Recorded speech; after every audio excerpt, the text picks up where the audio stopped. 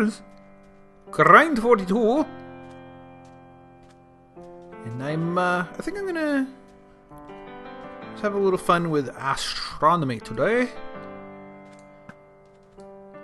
You know, I should check the audio to make sure this is all working out the way it's supposed to be. Ooh, we got a little guy. Watch out for this one. Hey! About time I got one of those without getting hit. So how you guys doing, huh? Not well enough? I'm sorry to hear that. Well, me, I'm gonna, I think, looking for a little bit more clay. Now you can see over here's the Mushroom Island. Yeah, this is about as close as I can get to it. But it seemed like Mushroom Island was surrounded by primarily like gravel underwater, which was kind of off-putting. Oh, this is gonna suck. Oh, I hate these guys. Ah, especially in the water. Gotcha. All right. Oh, look, it's still gravel. Really? Is this all I have to look forward to? Is gravel?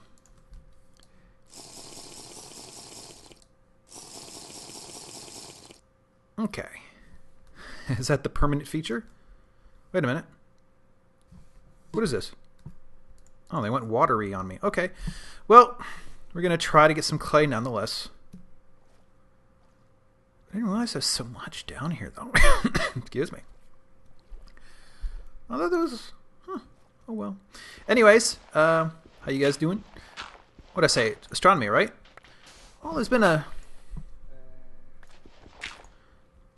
some things lately. I'm trying to remember. It was like the Thorne-Zytkow object. We may have seen the first evidence of one existing, which was really cool. Now, if you're not familiar with this concept, like 99.9999% of people, it is effectively not a gas giant. You know, an old age, though not, I suppose not necessarily, but you know, a large, billowy star that is not yet dead, but its companion is. And what I mean by companion is the very dense. Wow, I'm having difficulty talking without coughing. The very active talking makes me want to cough lately. This thing won't go away. That looks like some right there. A neutron star. Okay, so the generally speaking, the larger and more powerful.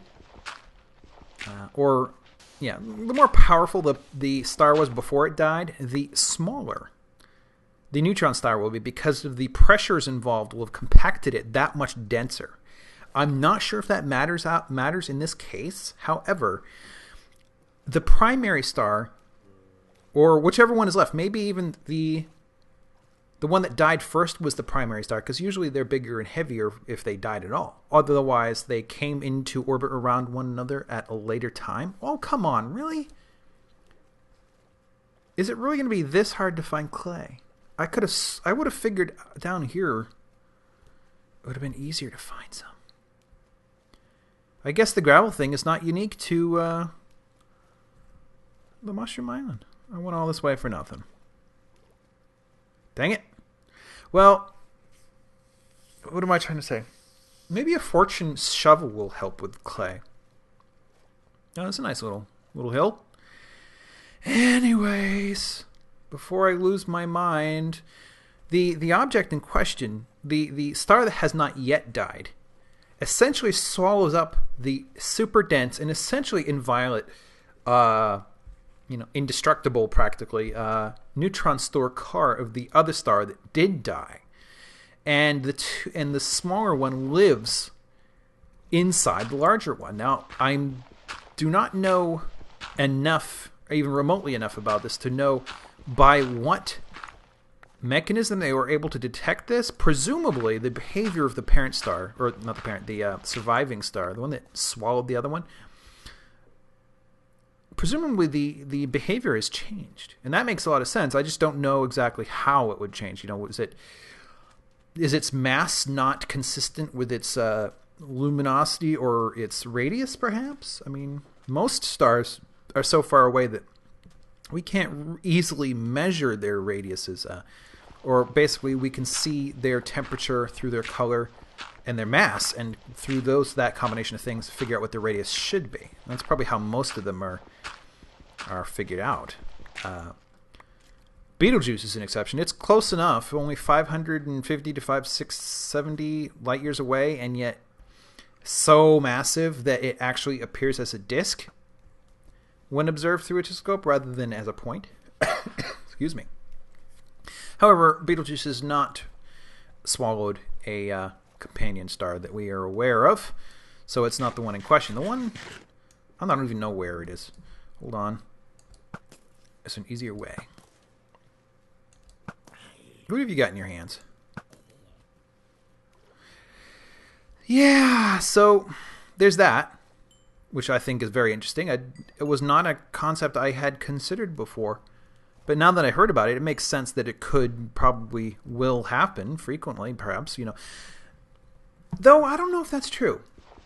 As a generality, the orbit and orbital speed of one object around another is determined by its mass and the mass of the thing it's orbiting. So, in the case of Earth, if the Earth were lighter weight, or the Sun were lighter weight, then our orbit would be further out and slower, as a generality. And that's the thing is this like a... Oh, look at the sky. Ooh, boink, boink, whoop, whoop. Oh, the wonders of being seeing in the dark. Let's see. Come on, give me better than this. Oh. Stink. I think I've exhausted this. Oh, look at them all. Look at those guys. So, yeah, the thing, why I'm saying that basically is, it seems to me then that if these two stars were in fact companions the whole time, then the destruction or the shedding of all of its outer skin and condensing into a neutron star ought to have loosened the orbit of the star that was swallowed. So I would guess then that the odds of it ever being swallowed or actually having a tightening orbit instead of a loosening orbit are very low, or just don't make sense. I should have thought this through. I don't have my armor. I forgot about that. Oops.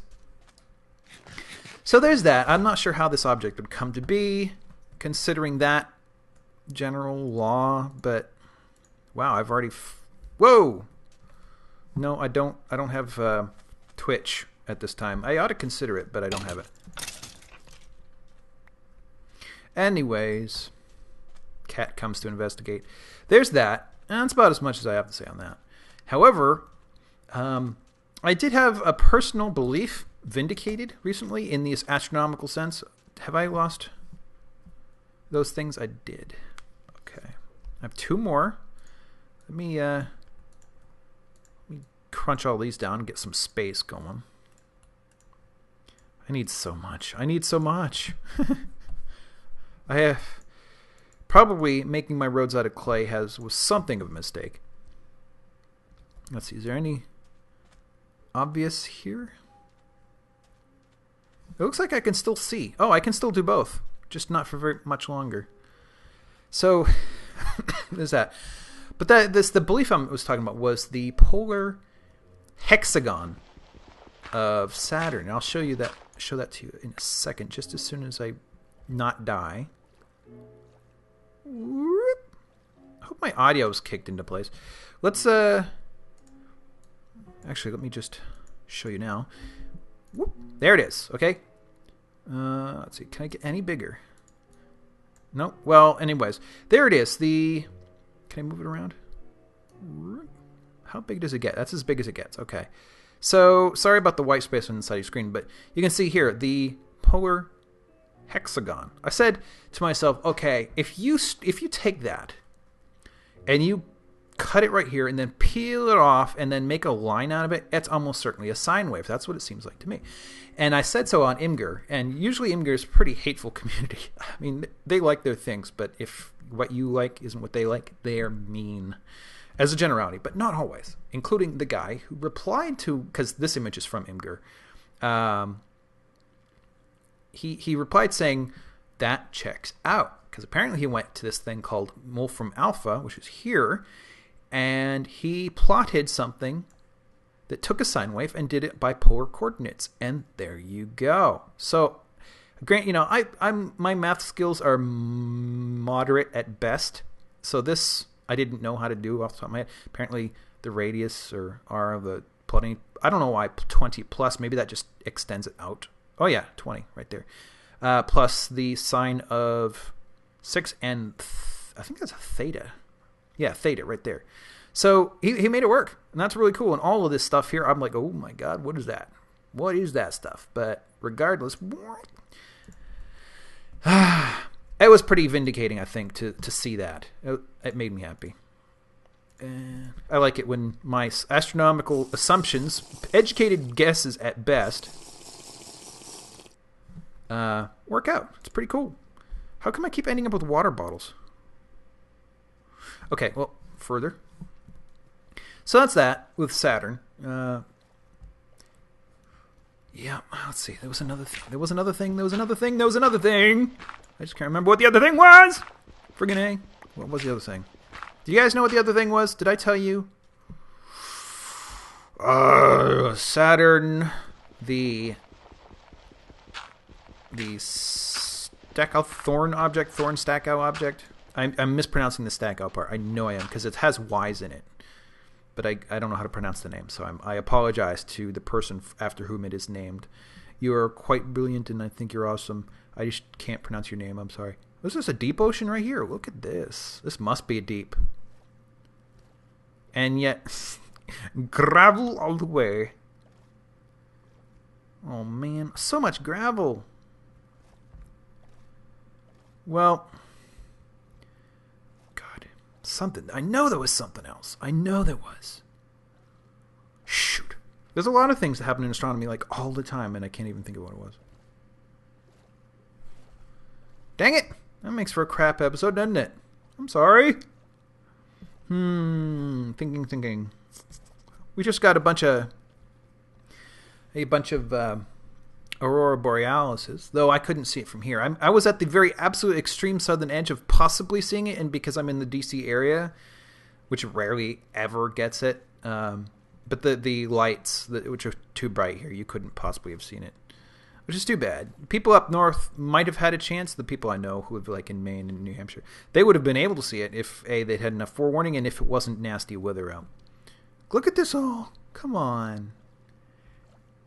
I guess what I should do is find a mesa biome and maybe find some uncolored clay. Or can I recolor colored clay? Does anybody know? Look at all that down there. I'm seeing some creepers. Oh, lots of creepers. It's like 5 of them. No, cat. I cannot entertain you at the moment. Sorry. You know, clay does occur above water sometimes. It's usually a thing that... No, cat. Seriously, stop. Psst, psst. Don't. He's messing with my playing arm over here. Look at all that. Clay. I see some. Okay. I should explore further. Ooh, what's this? Okay, could you draw the map better, please? Oh, here's some right here. So let's see. Astronomical objects. Friggin' A. Astronomical news. Friggin' A. It's one of my favorite topics, frankly. Astrometry is more or less what I'm interested in. Astronomy is more or less the act of looking at astronomical objects. This is not good. There you go. I figured. Okay, so I like astrometrics. I like the measure of space and where things are and mapping space. And actually, that's something I could talk about. I know I've done it before, but I need to make a video, I think. A video that visualizes my suggested new naming mechanism for stellar objects like stars and planets, based on the address mechanism that we already implement here on Earth as a way of finding your place wherever you happen to be, based on names that are used repetitively, which is something nobody involved in space thus far has been able to plan for, especially given that all our names are based on the celestial sphere, which loses all meaning the moment you leave Earth. It's not a very great system when the objects you want to travel to are not around Earth. You know? Doesn't make sense. But we're stuck with them unless we militantly change how it works. Oh my god, come on. I was just onto something a second ago too. What was it? I am so distractible. I swear. I am the most distractible person. What? What were we talking about? Let's see. Oh my god. Oh. Earth mass planet. First one found. It's almost exactly the same mass as Earth. However, and that makes me think of Mercury too. I'll finish off with Mercury. So this Earth mass Earth actually has a larger radius than us, and it is very close to its sun. And this actually makes a whole lot of it's what you might call, I don't know, it's not a Neptune, but it's oops, I should probably stick all this stuff together while I still can. 3 minutes to go. Might be a good time to stop when I'm done there. Anyways, this thing is about 200 light years away, if I remember correctly. I do not know the name. Oh, wait. I remember the name made me think, the name of the star, not the planet, made me think of fish food, or rather koi pie. So KOI, which I think has something to do with Kepler Observatory. I don't know what I would stand for then. Kepler Object Inventory? I don't know. KOI 314, maybe the planet was B or C, I can't remember. Well, actually, if it's as close as it is to its sun that it has a 23-day year, I would assume then it would be an A component, a first planet, not a second or third. Anyways, koi pie is what it made me think of, so that makes it easy to remember. And it's Earth mass, so it weighs as much under its own gravity as Earth does, but it's much larger in radius because it is so hot. It's a puffball of gas. It's probably almost certainly losing mass, having that atmosphere stripped away by the extremities of its sun.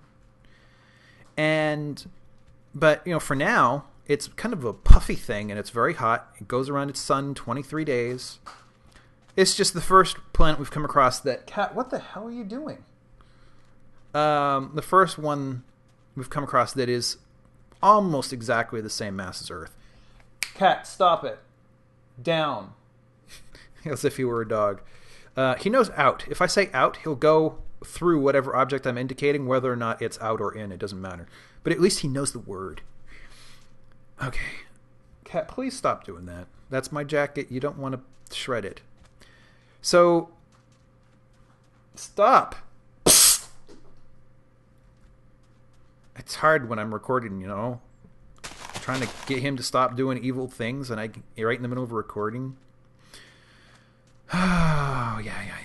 So, sheeps. Oh, I should be spending this precious time underwater. I'm about to run out. But the problem is there hasn't been... Oh, there's some. Oh, so what makes me... The reason why this makes me think of Mercury is something I read some time ago, which may be wrong. But based on the presumption that my memory is correct, which might, like I said, might be wrong, friggin' lag. That Mercury's core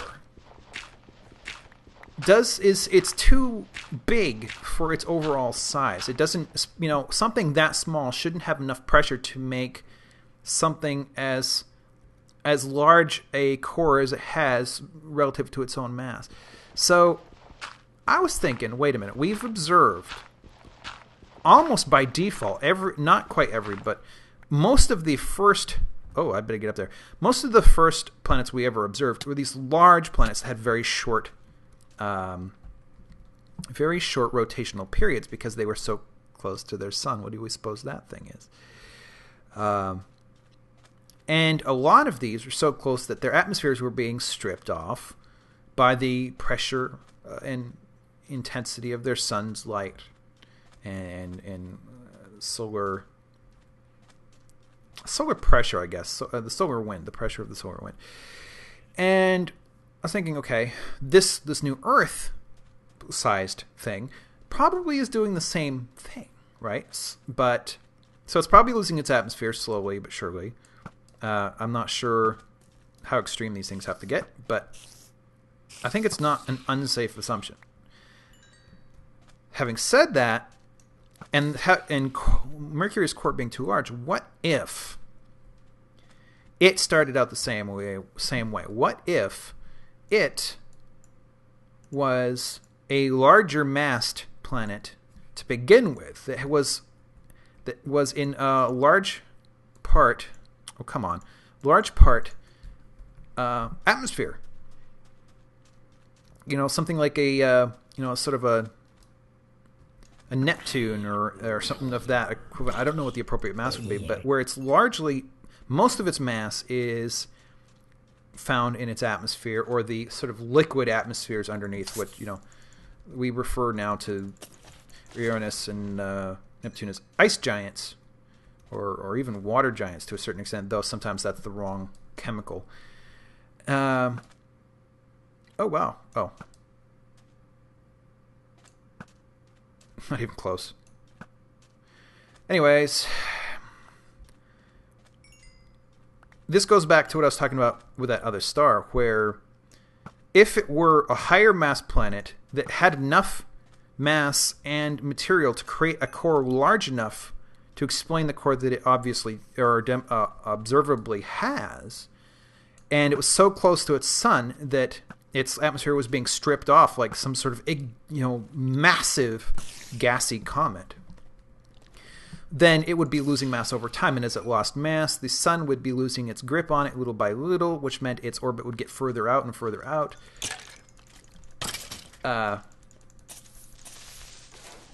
And so on and so forth, until it had no atmosphere left, and it was mostly just core with a little bit of light crust atop that core, and was far enough out that it had a much slower orbit that it does, or basically that it has today. So it just makes sense, and I described it very badly, but hopefully you know what I mean when I'm saying this.